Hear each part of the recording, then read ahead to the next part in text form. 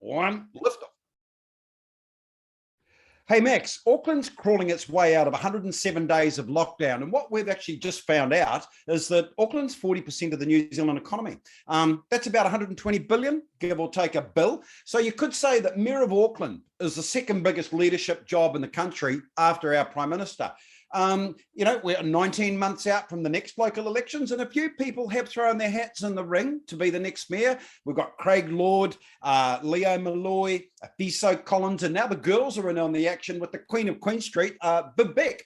And I understand Bib spoke at a dinner in the city here the other night, Tuesday, and you attended. How'd she go, bro?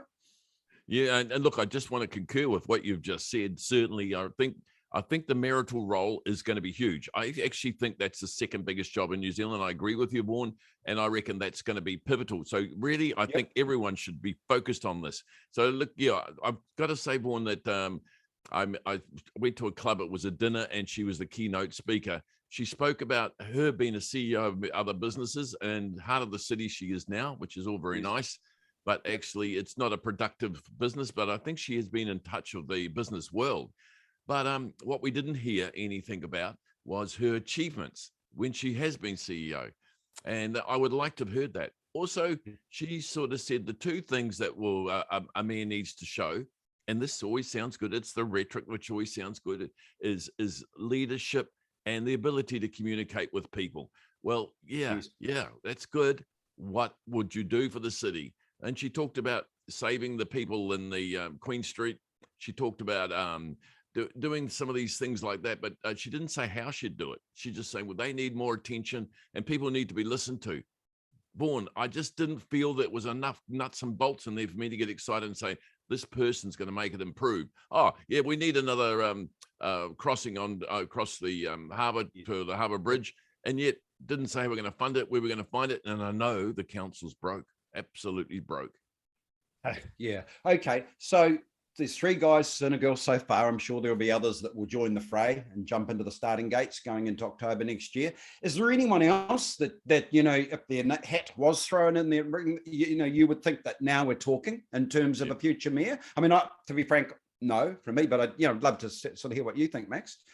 Yeah, I would like to see somebody with business nous, which said she had a business nous, but I didn't see any achievements. I'd like to see someone who's had some achievement, some life experience. I'd like to see someone who knows what they want and knows how to get it. Like, for example, there's no money in the city. Would they sell the assets? And I think we need someone to say, yes, they would, or no, they won't. And if we know that, well, then they'll go for it. Also, the relationship with the government right now, I don't think we need someone who's pandling along with them. I think you need someone who needs to be assertive and saying, I'm running the city this way. If you want to come for the ride, government, you join us. But if not, well, and if you don't want us to sell off the crown jewels, then come and fund us. But otherwise, leave us alone. We want some assertiveness, but we also need some diplomacy and someone who's got charisma. But I haven't seen it in any of those people. Yeah, and so I guess that the short answer to that is no, there are no names that jump out. I'm in the same boat. But Max, if it's okay with you, and I'm not going to let you answer the question anyway, can I have a wee rant, bro? And off I go.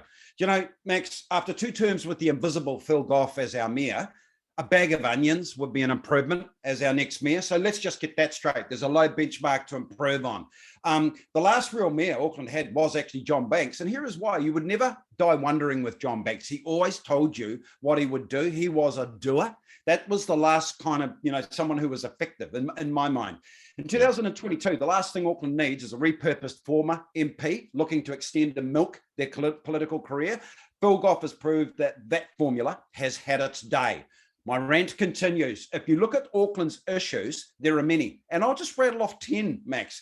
An absent mayor, a dysfunctional council, city rail, water care, underused public transport, population growth, a dead CBD, polluted beaches, socioeconomic disparities, housing crisis. We could go on, right?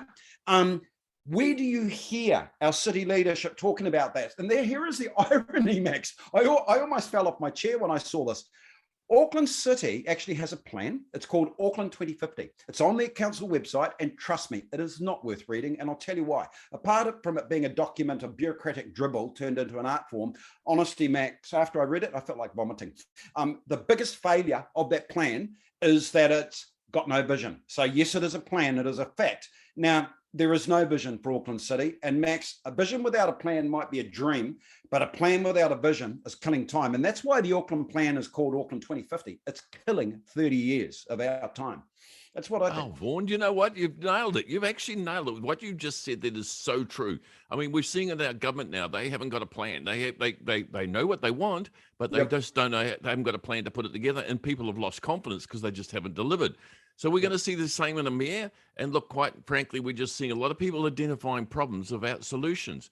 Brother, and look, you nailed it with those 10 items. I really like them, Vaughan. I think that's probably, And we should sit down and actually come up with a plan. You and I should do that, mate. Well, you're getting me excited, bro. And, what I've also got to say is the next time some wannabe steps up and purports to be the city saviour, look for their vision statement, and hopefully it's something that you would want to vote for. But my guess at this stage, listening to or hearing the names that have put their hats in the ring, there's a high chance you will die wondering. Hey, Max, I've enjoyed this rant. We've got to do it again. We will, man. Hey, thanks, Vaughan. And by God, you nailed it tonight. It was good stuff. Thanks, brother. Cheers, bro. Appreciate it.